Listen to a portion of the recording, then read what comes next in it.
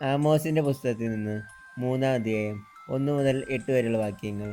4-ാം അധ്യായം 11 മുതൽ 12 വരെയുള്ള വാക്യങ്ങൾ.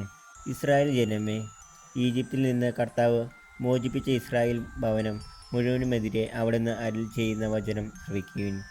ഭൂമിയിലുള്ള സകല ജനതകളിലും വെച്ച് നിങ്ങളെ മാത്രമാണ് ഞാൻ സ്വന്തമായി ഗണിച്ചത്.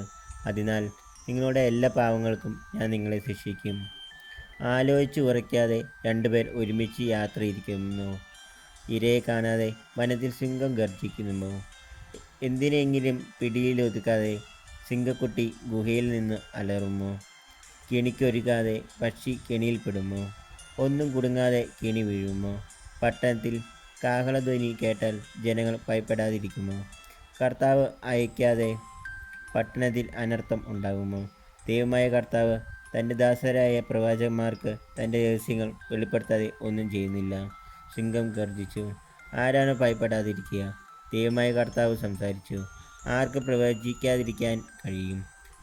സോദോമിനെയും ഗൊമോറയെയും ഞാൻ നശിപ്പിച്ചതുപോലെ നിങ്ങളിൽ ചിലരും ഞാൻ നശിപ്പിച്ചു. കത്തുന്ന തീയിൽ നിന്ന് വലിച്ചെടുത്ത കമ്പുകൾ പോലെ ആയിരുന്നു നിങ്ങൾ. എന്നിട്ടും നിങ്ങൾ എൻ്റെ അടുത്തേക്ക് മടങ്ങി വന്നില്ല, കർത്താവ് അരുളി ചെയ്യുന്നു. അതുകൊണ്ട് ഇസ്രായേൽ ജനമേ, ഞാൻ നിങ്ങളോട് ഇത് ചെയ്യും. ഇസ്രായേൽ ജനമേ, നിങ്ങളുടെ ദൈവത്തിൻ്റെ സന്ദർശന ദിനത്തിന് ഒരുങ്ങിക്കൊള്ളുവിൻ. നമ്മുടെ കർത്താവായ യേശുമിശിഹായ്ക്ക് സ്തുതി. മത്തായി അറിയിച്ച സുവിശേഷം 8-ാം അധ്യായം 23 മുതൽ 27 വരെയുള്ള വാക്യങ്ങൾ. യേശു തോണിയിൽ കയറിയപ്പോൾ ശിഷ്യന്മാർ അവനെ അനുഗമിച്ചു. കടലിൽ ഉഗ്രമായ കൊടുങ്കാറ്റുണ്ടായി. തോണി മുങ്ങാത്തക്കവിധം തിരമാല ഉയർന്നു.